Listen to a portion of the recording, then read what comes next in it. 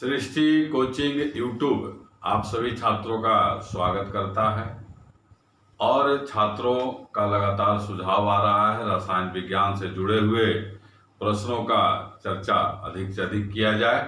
तो आज हम लोग अधातु नॉन मेटल से जुड़े हुए काफ़ी प्रश्नों का जो परीक्षा में बराबर आते रहता है छात्र, उसका हम लोग चर्चा करेंगे। आपके जानकारी के लिए मैं बता देता हूं कि हम लोग धातु से जुड़े हुए तमाम प्रश्न को आपके सामने लाया जा चुका है। आप हमारे YouTube के प्लेलिस्ट में अधातु देख सकते हैं, आपका सुझाव भी बराबर मिल रहा है। आइए छात्र, हम लोग अधातु से जुड़ा हुआ टॉपिक आज करेंगे, अधातु नॉन मेटल। इसका एकक विशेषता का चर्चा करते हुए उससे जुड़े हुए प्रश्न का भी चर्चा हम लोग करेंगे छात्र। धातु का आपको पता है, धातु के बारे में सारा जानकारी दिया हुआ है। अधातु में है कि यह साधारण ताप पर ठोस, द्रव और गैस, ठोस, द्रव और गैस तीनों अवस्था में पाया जाता है। जबकि धातु के बारे में आपको पता है कि यह केवल ठोस अवस्था में पाया जाता है। अब ठोस का उदाहरण आते रहता है छात्र। ठोस का, सॉलिड का उदाहरण है कार्बन, फास्फोरस।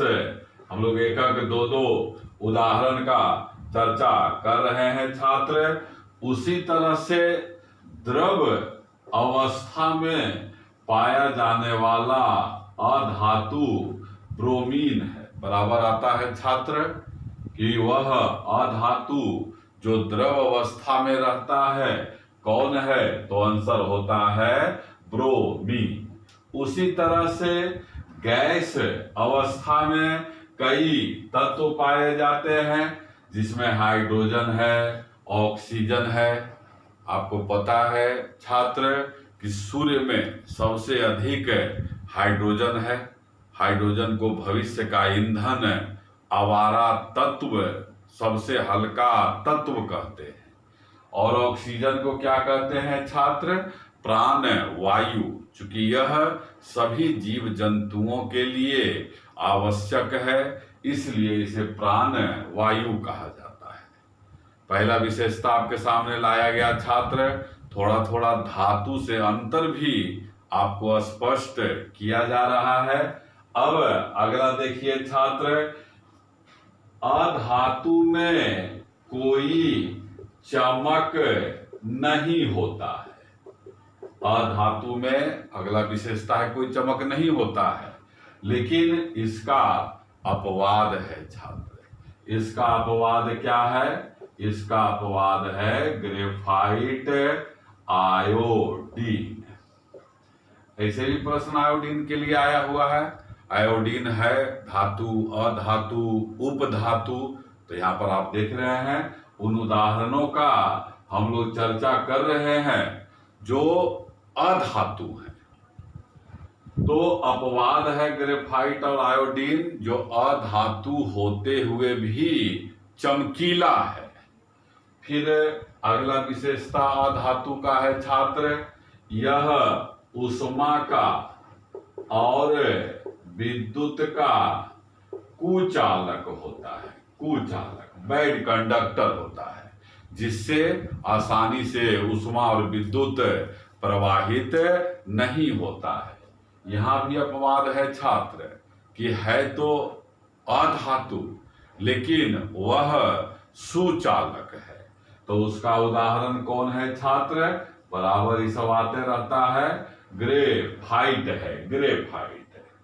फिर अधातु का एक और गुण है कि यह भूरा होता है। भूरा होता है का मतलब क्या है छात्र? भूरा का मतलब कि अगर इस पर चोट किया जाए तो यह टुकड़ा टुकड़ा हो जाता है। आप जानते हैं धातु के बारे में कि धातु पर अगर चोट किया जाए तो वह तन्य या आघात वर्ध होता है, तार बन जाएगा, चदरा बन जाएगा। लेकिन अधातु पर चोट करने पर वह जो है टूट जाता है। हम लोग आगे और बढ़ेंगे छात्र। यह जो है कठोर नहीं होता है, कठोर नहीं होता है, लेकिन आते रहता है आपको बराबर परीक्षा में, निम्न में सबसे कठोर कौन है, और उसमें आपको चॉइस दे देता है हीरा।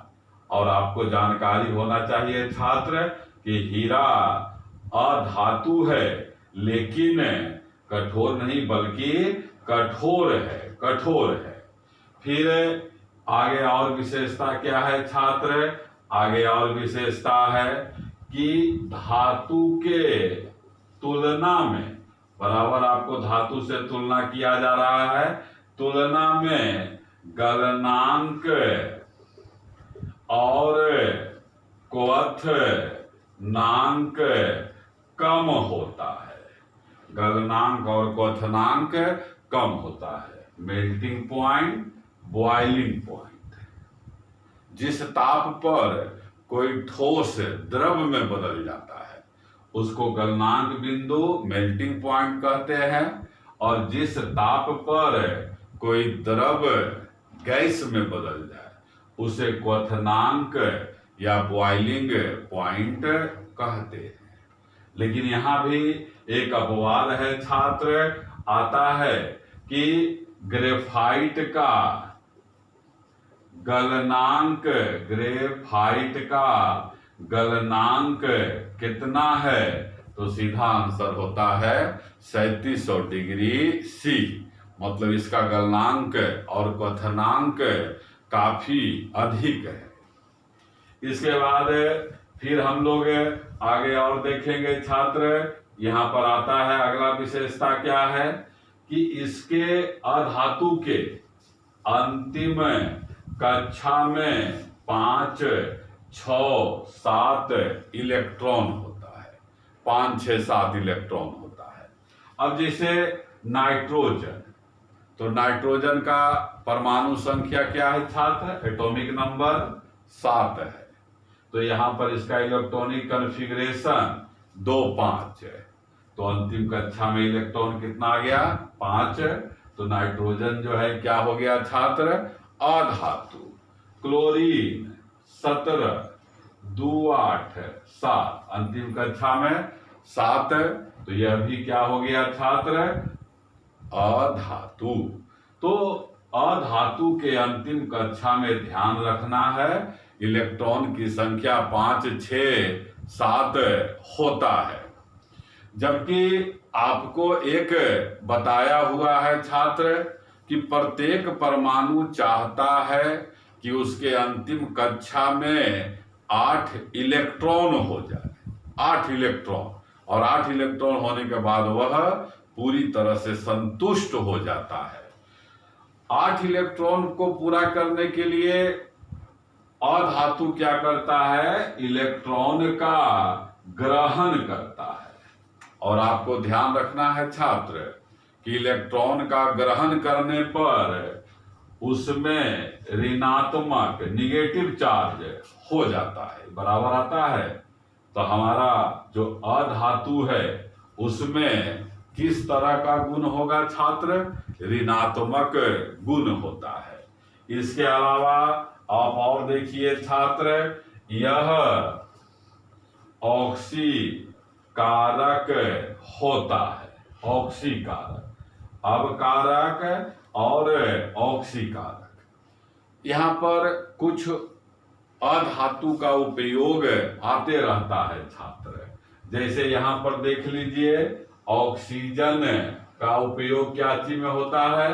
श्वसन क्रिया, रेस्पिरेटरी सिस्टम में होता है। नाइट्रोजन का उपयोग पादपों, सब अधातु है, उसका उपयोग आते रहता है छात्र।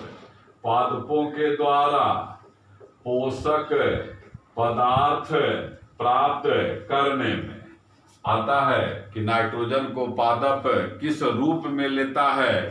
तो नाइट्रेट या नाइट्राइट के रूप में ग्रहण करता है। इसके बाद और भी देखिए छात्र, क्लोरीन। क्लोरीन का उपयोग कीटाणुओं को नष्ट करने में, कीटाणुओं को नष्ट करने में। सल्फर का उपयोग, बराबर ही सब आता है, तब क्या होगा, सल्फर का उपयोग सल्फ्यूरिक अम्ल बनाने में, सल्फ्यूरिक अम्ल बनाने में। और सिल्वर नाइट्रेट, ये भी आपको बराबर मिलता है छात्र। सिल्वर नाइट्रेट का उपयोग होता है फोटोग्राफी में। आपने देखा छात्र, अधातु से जुड़े हुए उन प्रश्नों का चर्चा आपके सामने मात्र 10 मिनट में किया गया जो परीक्षा में बराबर आता रहता है। यदि आपका यह YouTube अच्छा लगे तो इसे जरूर शेयर करें, सब्सक्राइब करें, लाइक करें, कमेंट करें। धन्यवाद।